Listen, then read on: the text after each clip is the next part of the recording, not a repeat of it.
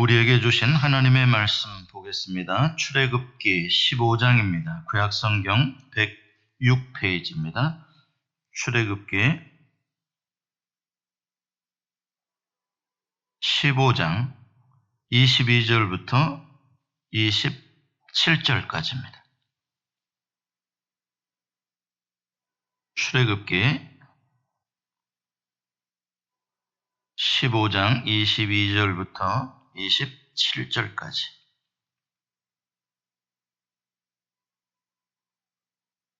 제가 봉독해 드리겠습니다.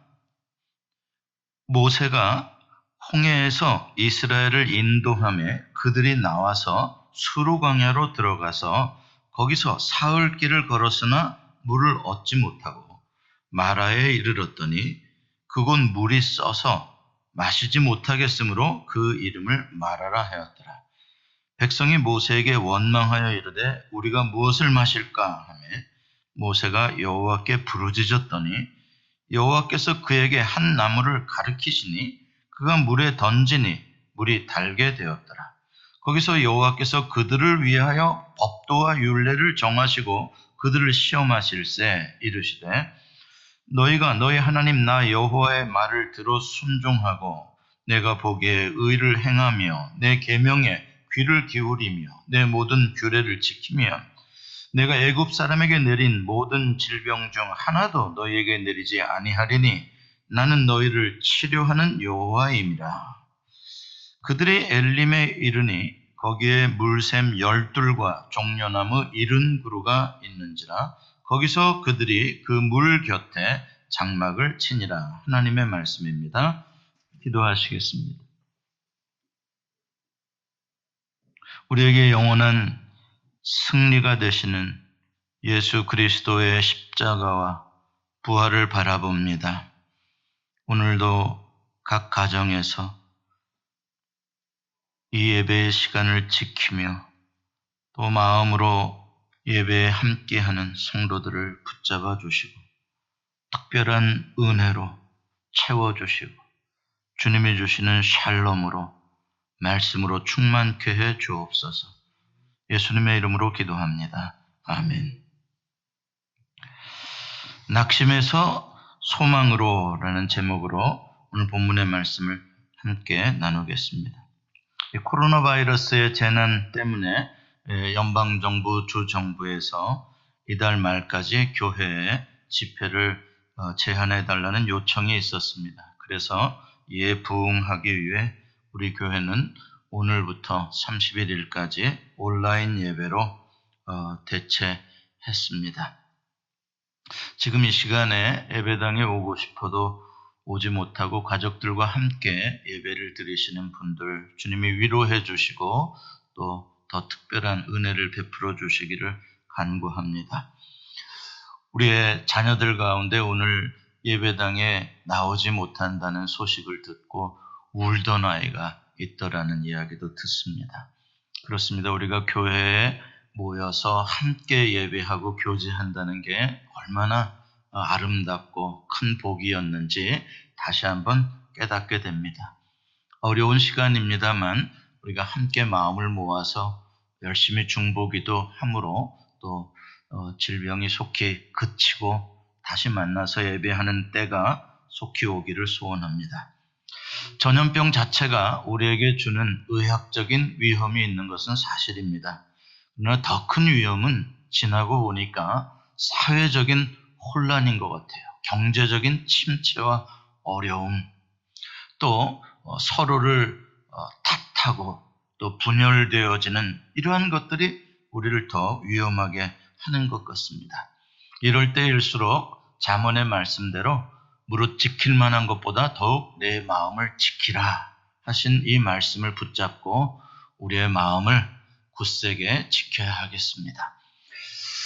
그러나 사탄은 또 이런 때를 노리고 또 키질하듯이 성도들을 또 까붑니다.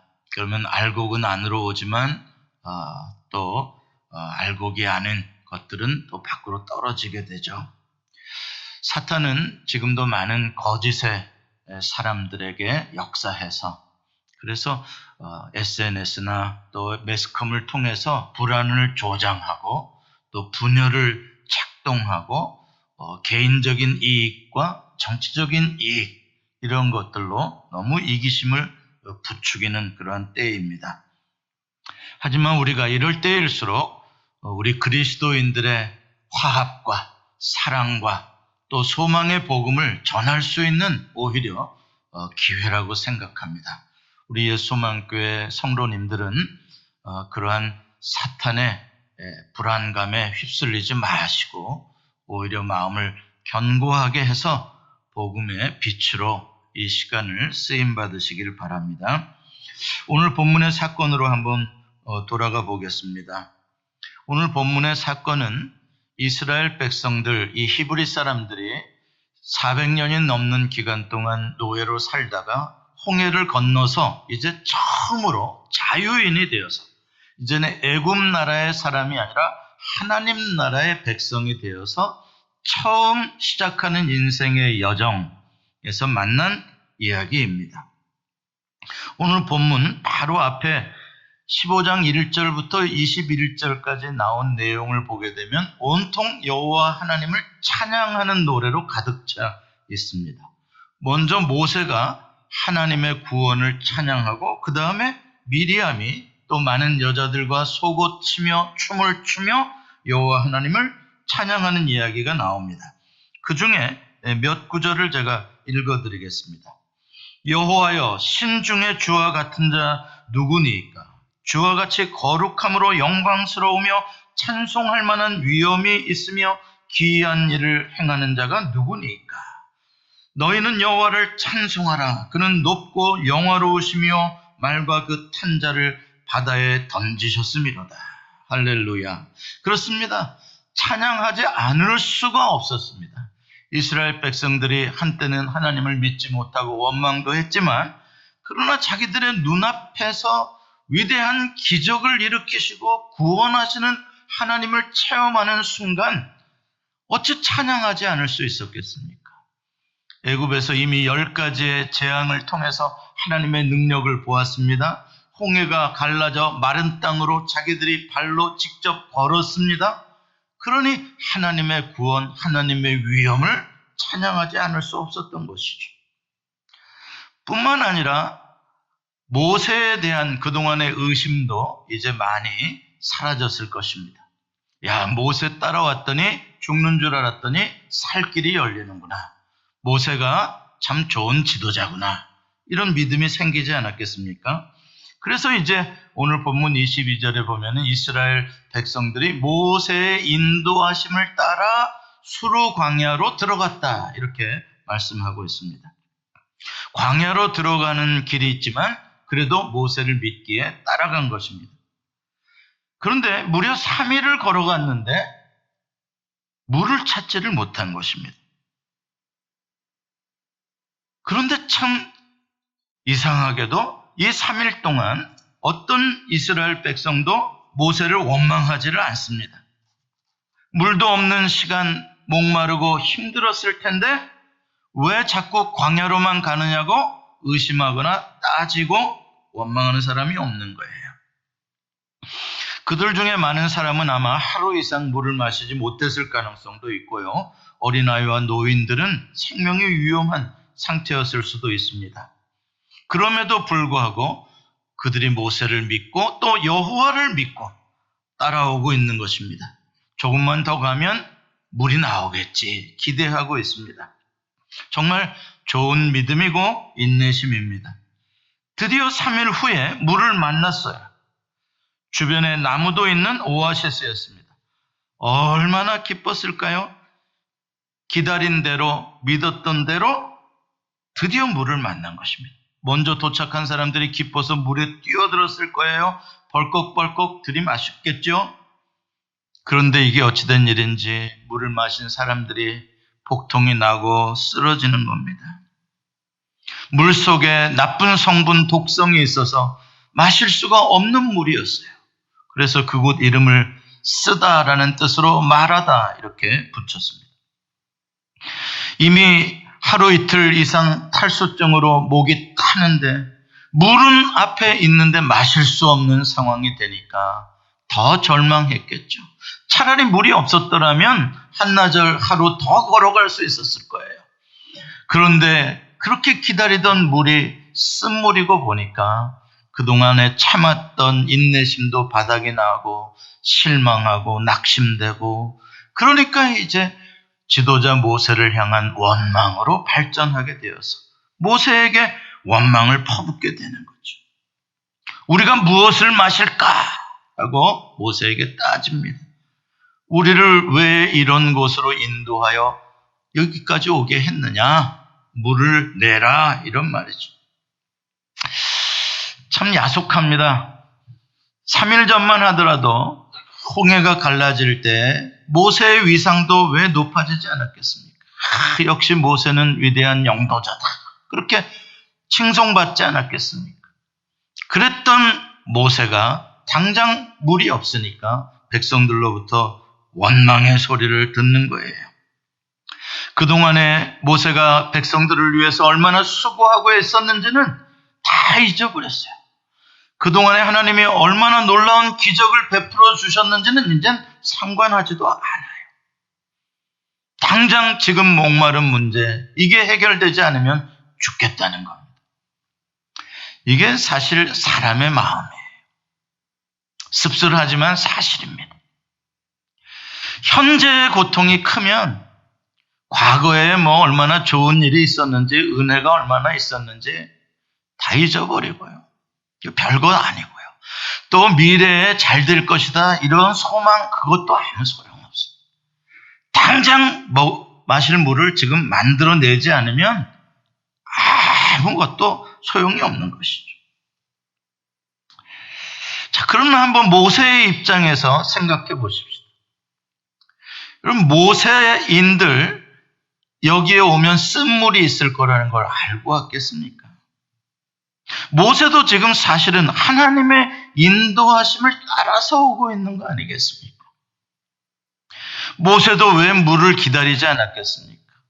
쓴물을 만났을 때 모세인들 왜 속상하지 않았겠어요? 그러나 모세는 자기를 원망하는 백성들의 원망을 이해하고 받아주고 그들과 다투지 않습니다. 오히려 그 대신 여호와 하나님께 부르짖어 기도했습니다.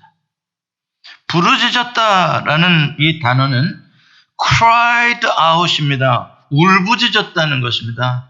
마음속으로 모세가 너무나 슬프고 고통스러워 울부짖은 거예요. 마치 아이가 엄마에게 도움을 요청하는 것 같은 긴급 구조 요청입니다. 하나님께 이머전시 콜을 한 거예요. 하나님, 지금 도와주셔야겠습니다. 지금 이 문제를 해결해 주셔야 하겠습니다. 여기서 우리는 훌륭한 지도자의 모습을 보게 됩니다. 지도자가 모든 것을 다 알고 모든 것을 다 예측하고 계획해서 다 이루는 것은 아닙니다. 지도자 또한 미래를 모를 때가 있고요. 이런 갑작스러운 어려움을 만날 때도 있죠.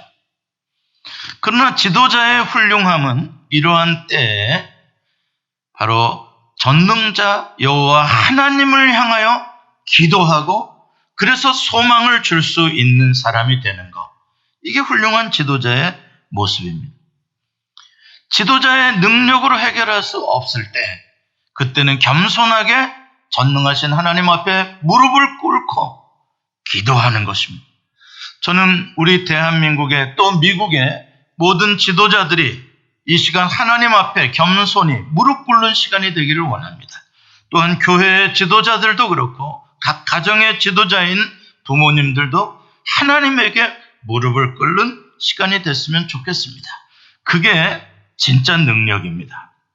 그렇게 기도했더니 보십시오. 하나님께서 즉시 응답해 주셨습니다.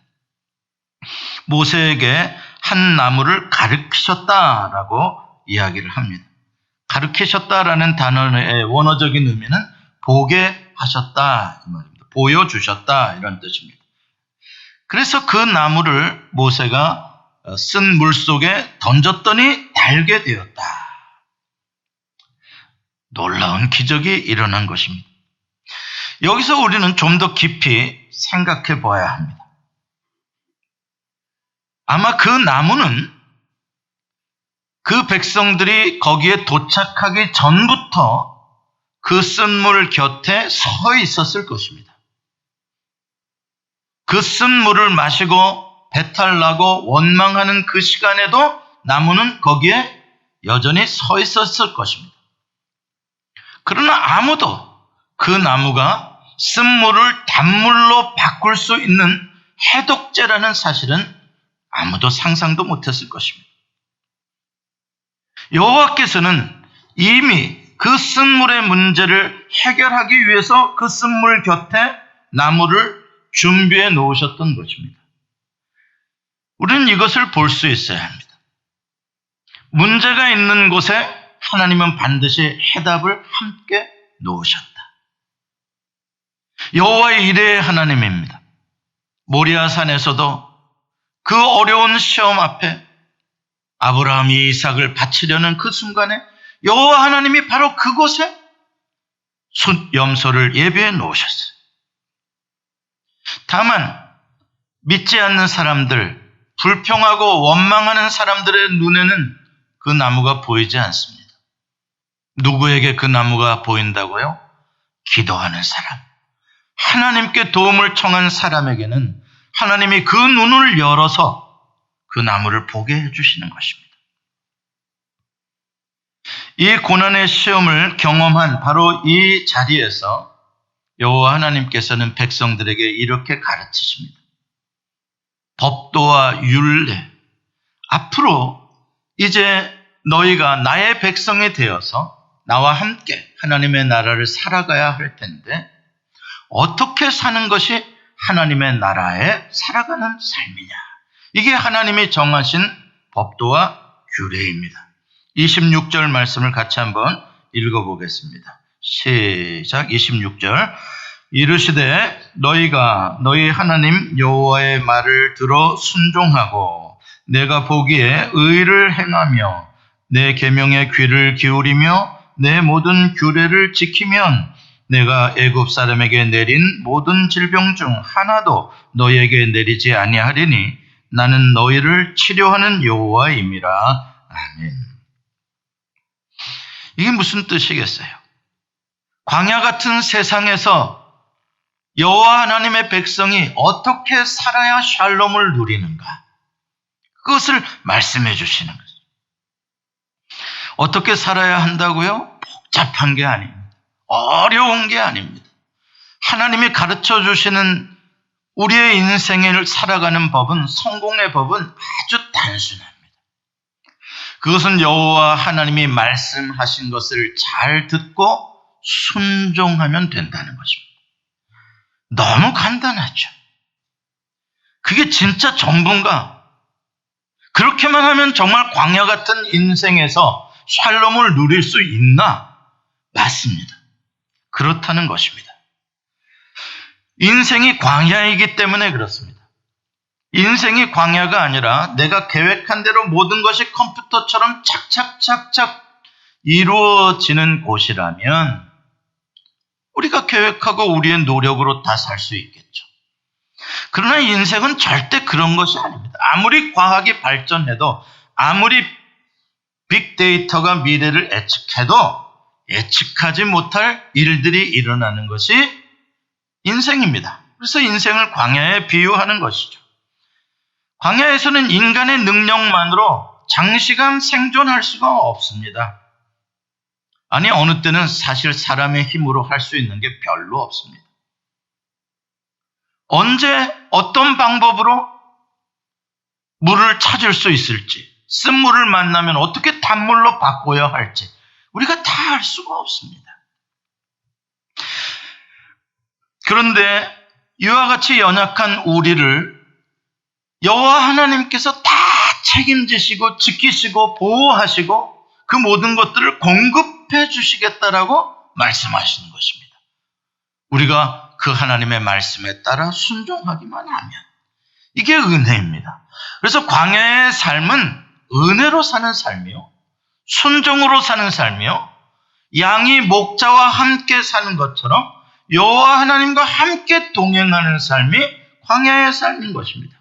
그걸 의로운 삶이다라고 이야기를 합니다. 하나님과의 관계 안에서 살아가는 삶입니다. 오늘 본문에서 우리에게 가르쳐 주시는 가장 중요한 복음의 단어는 치료하시는 여호와입니다. 여호와 라파라고 하죠.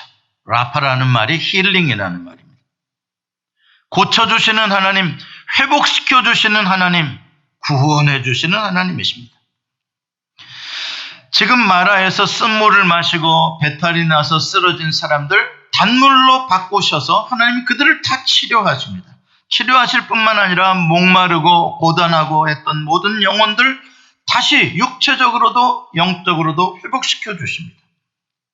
그렇습니다. 치료의 하나님께서는 실패한 사람들에게 성공으로 바꾸어 주시고 원망하는 마음, 낙심하는 마음을 가졌던 사람들에게 다시 감사한 마음, 다시 담대한 마음, 소망의 마음을 갖게 해주십니다. 우리 여호와 하나님은 그동안 인생에 있어서 상실하고 빼앗기고 잃어버렸던 사람들에게 갑절로 더해주시는 하나님이십니다. 성경에 보면 이런 이야기로 가득 차 있습니다. 여러분 욥을 아시죠? 대표적인 사람입니다.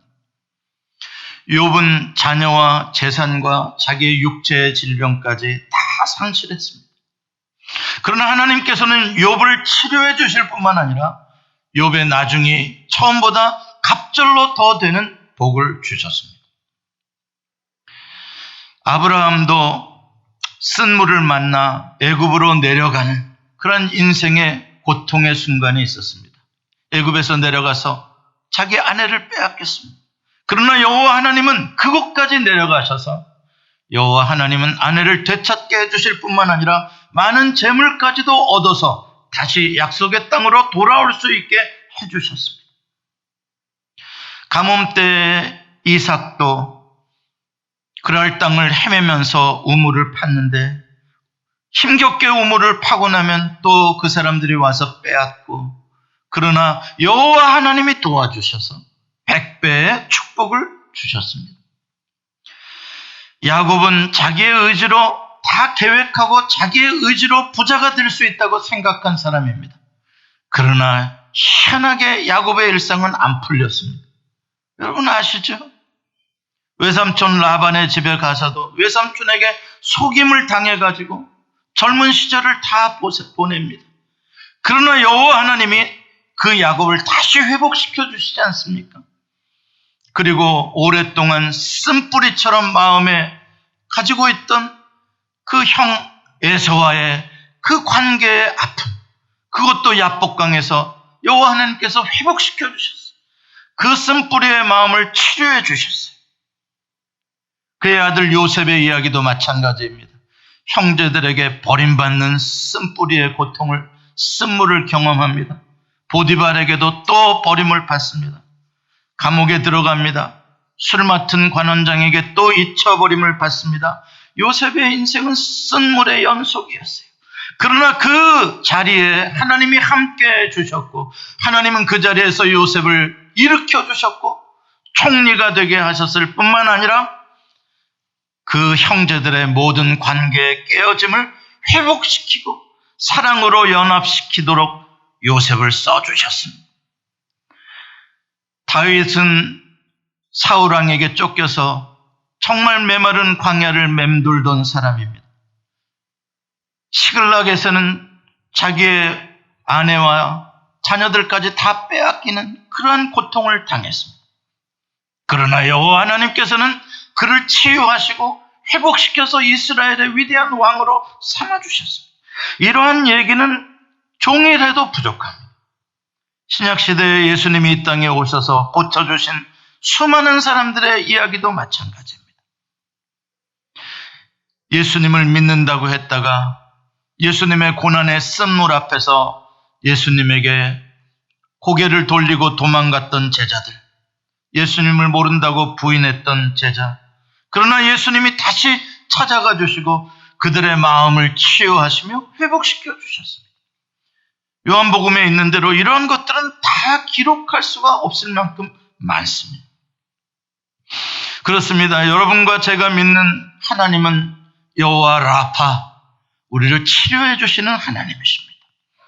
어떠한 상황에서도 우리와 함께 하시며 우리를 구원하시며 이전보다 더 놀랍도록 갑절로 우리를 축복해 주실 수 있는 능력과 해답을 가지고 계신 분, 그분이 바로 여호와 하나님이십니다. 여러분들 중에는 지금이 쓴물이신 분들이 계실 것입니다.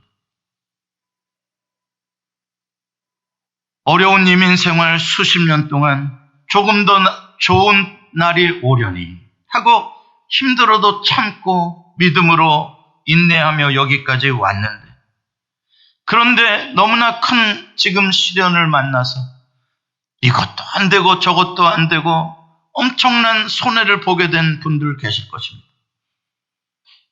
새로운 가게를 시작하면서 이 가게가 잘 될 것을 기대하고 기도했는데 오히려 가게 문을 열지 못할 때 얼마나 그 마음이 쓰겠습니까?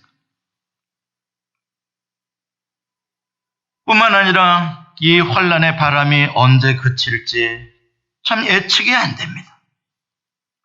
좀 격리된 생활을 하는 것은 견딜 수 있겠는데, 그러나 재정적으로 당장 해결할 수 없는 이러한 문제들을 어떻게 해야 할지, 또 영적으로도 우리가 함께 모여서 예배하고 식사하고 교제하고 마음껏 또 말씀 공부도 해야 하는데 언제까지 우리가 이렇게 예배를 드릴 수 없는 것인지 불확실하고 불안한 것들 뿐입니다. 이게 바로 광야에서 마라의 쓴물을 만났던 이스라엘 백성들의 마음, 그때의 느낌입니다. 낙심하겠죠. 실망하겠죠. 불안하겠죠. 여러분, 그러나 지금 이곳에도 그때와 동일하게 우리를 구원할 한 나무가 서 있는 것을 믿습니다. 여기에도 하나님이 기도하는 사람의 눈을 열어서 긴급하게 응답하시며 그 나무를 보여주시며 그 나무를 물에 집어넣을 때 단물로 바꾸시는 기적이 일어날 줄 믿습니다. 원망하면 안 보입니다. 그러나 기도하는 사람에게는 보입니다. 원망하면 그냥 쓴물입니다. 그냥 아픕니다. 그러나 기도하면 하나님이 해답을 주시고 이것이 단물로 바뀔 뿐만 아니라 더 갑절의 축복으로 바꾸어 주시는 것입니다. 그렇습니다. 이 나무가 무엇을 상징하는 것이겠습니까? 이 나무는 예수 그리스도의 십자가를 상징하는 것입니다.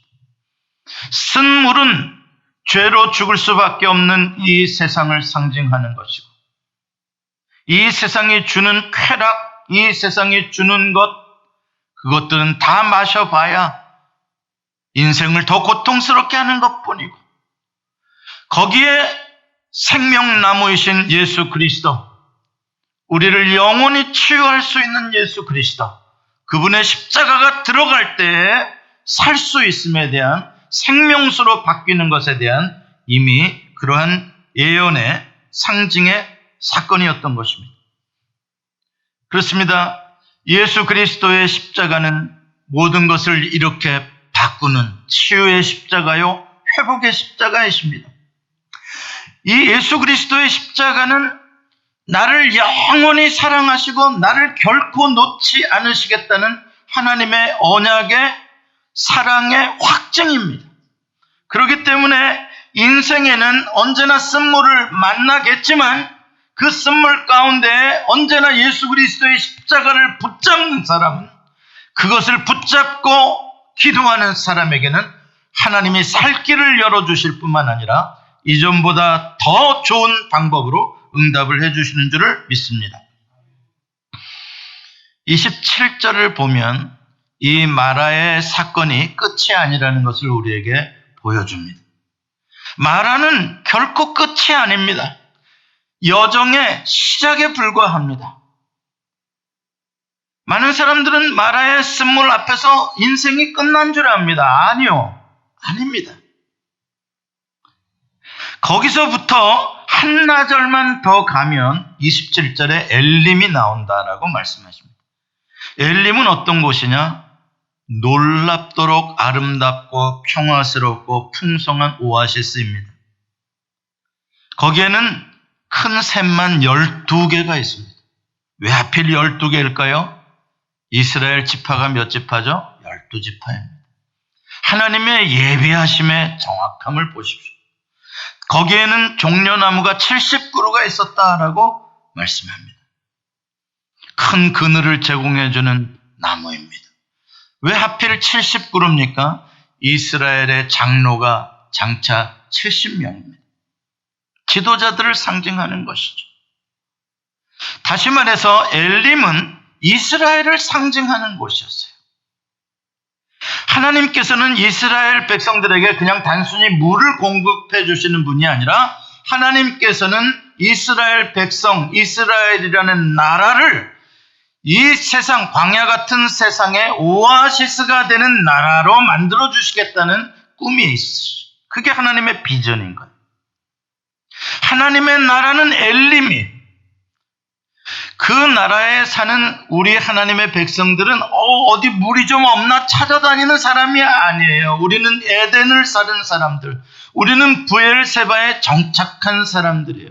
세상에는 쓴물로 가득하나 하나님의 나라는 언제나 에덴에서 흘러나오는 생명수로, 부엘세바의 생수로 물된 동상 같은 삶을 살아가는 사람들이 하나님의 백성들이다 라는 뜻입니다.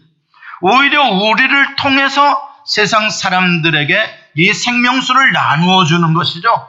이런 때에 말입니다.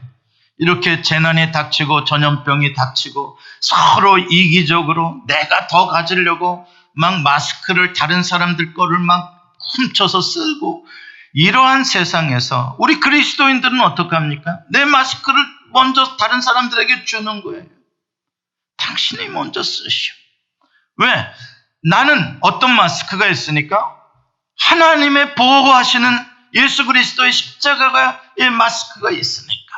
이게 하나님의 백성들의 삶입니다. 그렇습니다. 이와 같은 놀라운 담대한 평화로운 샬롬의 세계가 마라에서 멀리 있는 게 아니에요. 불과 한나절 거리에 있다는 말입니다. 그렇습니다. 십자가는 끝인 것 같죠? 아니요. 거기서부터 3일 후에 부활의 세계가 예비되어져 있습니다. 하나님은 늘 이런 식으로 일을 하십니다. 이게 하나님이 일하시는 섭리요 패턴입니다. 하나님의 지혜입니다. 고난은 그러므로 하나님이 주시는 놀라운 축복의 은총의 초대장에 지나지 않습니다. 그러나 사탄은 이런 때를 노리죠. 이런 때에 하나님을 원망하게 하고 이런 때에 더 낙심하게 합니다. 사탄의 이 낙심의 무기는 언제나 효과가 있어요. 보면은 좀 어려움을 당하면 그냥 낙심하게 만들어요. 짜증나게 만들고 몸도 괴롭고 마음도 괴롭고 막 되는 일도 하나도 없고 야 렌트비는 어떻게 내냐? 그냥 왜 이러냐? 막 이러고 요즘 애들은 학교도 안 가니까 그냥 얘들 짜증난다. 막 계속 그럽니다. 이 뭡니까? 낙심의 증상들입니다. 그럼 누가 그렇게 하는 겁니까? 사탄이 역사하는 겁니다. 이럴 때 우리들은 이 쓴물 가운데로 예수 그리스도의 십자가를 붙잡고 십자가를 던져야 합니다. 믿음으로 십자가로 그 쓴물을 단물로 바꿔야 합니다. 여러분들이 기도하시고 십자가를 바라보면 놀랍게 쓴물이 단물로 바뀌어질 것입니다. 뿐만 아니라 여러분들을 위하여 예비되어진 엘림을 만나게 될 것입니다. 엘림, 하나님의 나라는 이런 것이구나 여러분들 아시게 되실 것입니다. 회복이 일어납니다. 치유가 일어납니다. 하나님께서는 여러분을 도와주시기 위해 지금 수많은 천사들을 동원하고 계십니다. 우리가 상상할 수 없는 방법을 여호와 이레 하나님께서는 지금 예비해 놓고 계십니다. 이렇게 하나님의 말씀을 믿고 하나님을 신뢰하고 순종하는 사람에게는 난 너희를 치료하는 여호와라. 애굽에게 내렸던 어떤 질병도 너희에게 오지 않도록 막아주시고 고쳐주시고 우리의 낙심과 원망의 마음을 우리에게 희망의 마음으로 소망의 마음으로 바꾸어 주시는 하나님이십니다. 이럴 때일수록 여러분과 제가 믿음으로 담대하게 이 시간을 이겨내시기를 간절히 축원합니다. 기도하시겠습니다. 살아계신 하나님, 역사하시는 하나님, 오늘도 우리의 문제 옆에 해답을 예비해 놓으신 하나님, 우리가 믿음의 눈을 열어 그 나무를 보게 하시니 감사합니다. 사순절에 우리가 주님의 십자가에 초점을 맞춰야 할 때 세상 것들에 마음 빼앗기지 아니하도록 우리를 다시 예수 그리스도의 십자가의 나무를 붙잡게 하시니 감사합니다. 주님, 예수 소망의 모든 성도들, 이 나무를 붙잡는 성도들마다 쓴물이 단물로 변하며 엘림이 열리게 하여 주시옵소서. 예수님의 이름으로 기도합니다. 아멘.